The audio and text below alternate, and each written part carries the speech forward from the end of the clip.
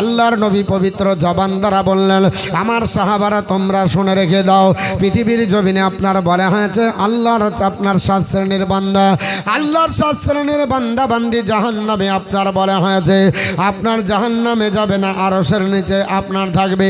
এদের মধ্যে 3 নাম্বার হবে রাজুলুন কালবুহুন মুআল্লাকুন ফিল মসজিদ, আপনার বলা হয়েছে যারা আপনার হৃদয়টা মসজিদের সঙ্গে লেগে দেবে, এই আল্লাহর বান্দাটা আপনার বলা হয়েছে জাহান্নামে যাবে না, আল্লাহর আরশের নিচে জায়গা পাবে।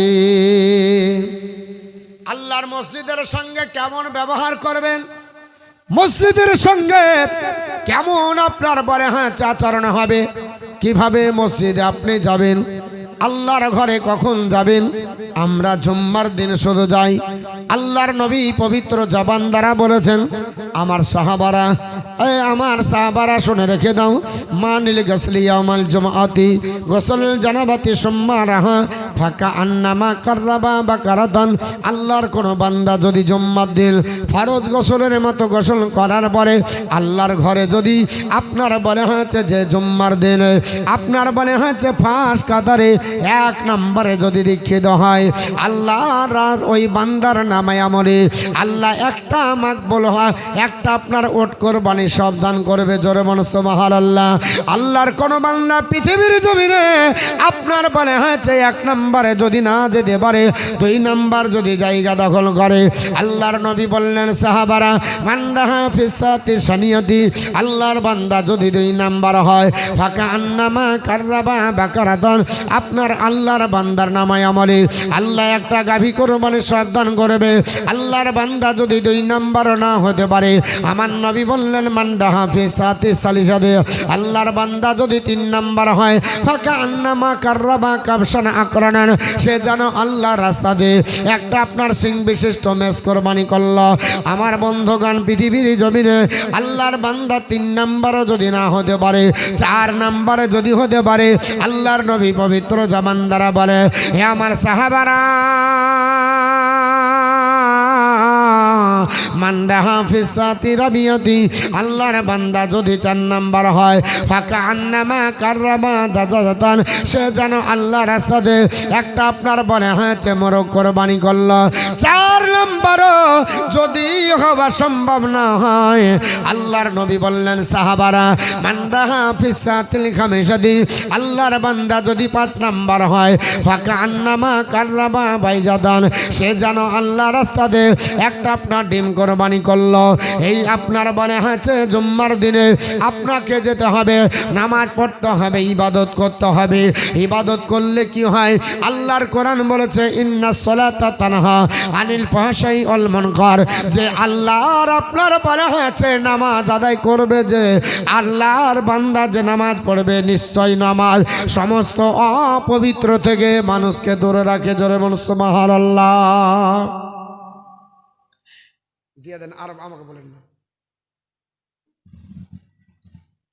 আল্লাহর বান্দা পৃথিবীর জমিনে মাত্র আপনার বলে হয়েছে নামাজ পড়েছি জুম্মার দিনে, আর নামাজ পড়েছি আপনার বলে হয়েছে ঈদের দিন নামাজ হয়ে গেল, সঙ্গে সঙ্গে টুপিটা আপনার মসজিদে জমা দিয়ে চলে এসেছি, আর দরকার নাই। না না না না না, এই নামাজ কোনোদিন আল্লাহর দরবারে কাজে লাগবে না। ফাইজানে সুন্নাত বলে একটা কিতাব আছে, ওই কিতাবে নামাজের গুরুত্ব সম্পর্কে একটা হাদিস নকল করা হয়েছে। আল্লাহর নবীর চাচা হযরতে আপনার বলা হয়েছে আপনার আব্দুল্লাহ বিন আব্বাসের সূত্রে বর্ণিত, আপনার বলা হয়েছে পৃথিবীর জমিনে আল্লাহর নবী ডাক দিয়ে বললেন, বলে সাহাবারা যদি আল্লাহর কোনো বান্দা আমার আল্লাহকে রাজি করার জন্য শুধুমাত্র আপনার আল্লাহু আকবার বলে তাকবীরে উলা পড়ে, আল্লাহ তার আমলনামাতে যা গুনাহ আছে মাফ করে তাকে সদ্যজাত মাসুম বাচ্চা বানিয়ে দেয়। জোরে বলুন সুবহানাল্লাহ।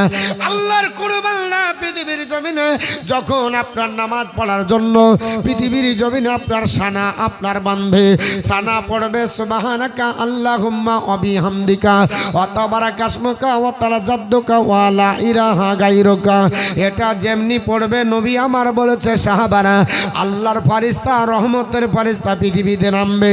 ওই যে বান্দা বান্দি পড়বে তার লোমগুলো গণনা করে আল্লাহর দরবারে হাজির হবে। আল্লাহকে বলবে মাবুদ তোমার বান্দা বান্দির শরীরে এতটা লোম আছে, হয়তো 2000। নবী বলতেছে 2000 যদি তোমার শরীরে লোম হয়, তোমার আমলনামাতে আল্লাহ 2000 বছরের ইবাদত লিখবে।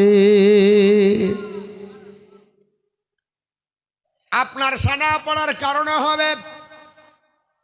আল্লাহর বান্দা যদি সানা পড়ার পরে আউযু বিল্লাহি মিনাশ শাইতানির রাজিম পড়ে, নবী বলেছে আমার সাহাবীরা আউযু বিল্লাহি মিনাশ শাইতানির রাজিম পড়ার কারণে আমার আল্লাহ তার মৃত্যু দিবে। যেমন আপনার সদ্যজাত মাসুম বাচ্চা মায়ের স্তনে দুধ পান করে, করতে করতে বোঠা মুখ থেকে খসে যায়, বাচ্চা বুঝতে পারে না। আল্লাহর নবী বললেন এইভাবে আল্লাহ মৃত্যু দিবে। জোরে বলুন সুবহানাল্লাহ। অর্থাৎ মৃত্যুর যন্ত্রণা বুঝতে পারবেন না।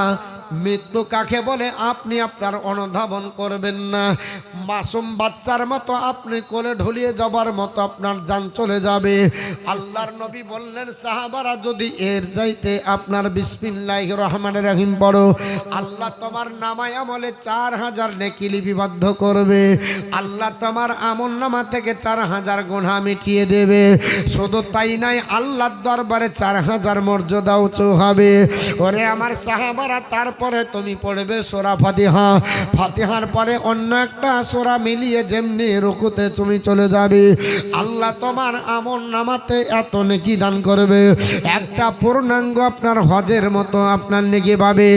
এ সাহাবীরা, পৃথিবীর জমিনে আল্লাহর বান্দা রুকুতে যখন আপনার চলে যায়, এই রুকুতে যাবার কারণে মহান আল্লাহ পাক তার আমলনামাতে আপনার উহুদ পাহাড়কে সোনায় পরিণত করলে, আপনার আল্লাহ রাস্তাতে দান করলে যে নাকি পাওয়া যায়। আল্লাহর বান্দা বান্দি রুকুতে গেলে ওই রকম হবে। তবে রুকুটা একটু ভালো হবার দরকার আছে। রুকু এমন করে করতে হবে, রুকু করার পরে আপনার পিঠ সমান্তরাল যেন হয়ে যায়, পিঠের ওপরে যেন আপনার মনে আছে কলসি বা আপনার মনে আছে কিছু দিলে দাঁড়িয়ে যায়। এখন কিছু নামাজি আছে আপনার মনে আছে ধত্তা মার পেরেক না ফাওয়াইলুল লিল মুসাল্লিনের মধ্যে পড়বে, কাদ আফলাহাল মুমিনুনের মধ্যে তারা পড়বে না। আপনার ডিট হয়ে দাঁড়িয়ে যেতে হবে, পায়ের সামনে তাকাতে হবে। যদি আপনার মনে হচ্ছে বাটিতে পানি দেয়, বাটির পানি যেন থেকে যায়, এই রকম আপনাকে ডিট হয়ে দাঁড়াতে হবে। আর পড়তে হবে সুবহান রাব্বিয়াল আযীম, সুবহান রাব্বিয়াল আযীম। এইভাবে যদি আপনি 3 বার 7 বার 9 বার পড়তে থাকেন, আমার নবী বলেছে সাহাবারা, আল্লাহর বান্দারা তোমরা শুনে রেখে দাও, যদি এইভাবে তসবিহ কোনো ব্যক্তি পড়ে, আল্লাহর আপনার 4খানি বিশিষ্ট আপনার আসমানি কেতাব, একখানের নাম হচ্ছে জবর, ইনজিল, আর আপনার বলা হচ্ছে তাওরাত, আর একখানের নাম হলো পবিত্র কোরআন। এই 4খানি আসমানি কেতাব তেলাওয়াত করলে যে সব পাওয়া যায়, আমার আল্লাহ পাক তসবিহ করার জন্যই নেকি দিবে। জোরে বলুন সুবহানাল্লাহ।